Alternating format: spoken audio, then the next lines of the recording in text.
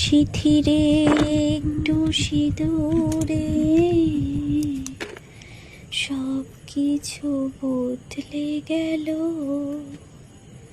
কত না ভাগ্যে আমার এই জীবন ধন্য হলো। শিথিরে একটু সিঁদুরে সত্যি সব কিছু বদলে গেল। ছোটবেলায় আমার বিয়ে হয়, তখন সবে 8 পাস করে 9-এ উঠেছি। আমরা যেহেতু ব্রাহ্মণ, তাই ব্রাহ্মণের সন্তানের সাথেই বিয়ে করতে হবে। আমরা 3 বোন, সবার ছোট আমি। আমার দিদিরা নিচু কাস্টে বিয়ে করেছিল, তাই বাবা মা আমাকে মাত্র 13 বছর বয়সে বিয়ে দিয়ে দেয়। বাবার কথায় রাজি হয়েছিলাম শুধু একটা শর্তে। বাবা বলেছিল, তুই বিয়ের পরে এখানেই থাকবি আর পড়াশোনা করবি। কিন্তু সেটা মাধ্যমিক পাশ করার পর আর হলো না।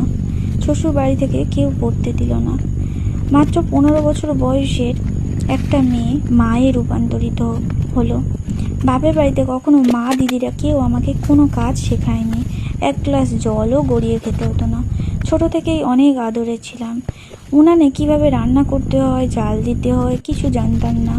ছোট থেকে মাকে দেখেছি গ্যাসেই রান্না করতে। এখন আমি যা শিখেছি, যেটুকু শিখেছি সব কিছুই আমার স্বর্গীয় শাশুড়ি মার কাছ থেকে শেখা।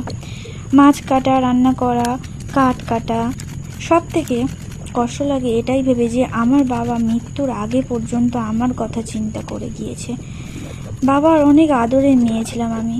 যেখানে ছোট থেকে আমার বাবা আমার গায়ে কখনো হাত তোলেনি, সেখানে বাবার দেখাশোনা করে বিয়ে দেওয়া পাত্রই তার মেয়েকে ছোটোখাটো বিষয়ে নিয়ে গায়ে হাত তুলে ফেলে। অবশ্য আমি এইসব নিয়ে আর ভাবি না। যে কোনো পরিস্থিতিতেই নিজেকে খুশি রাখার চেষ্টা আমি করি।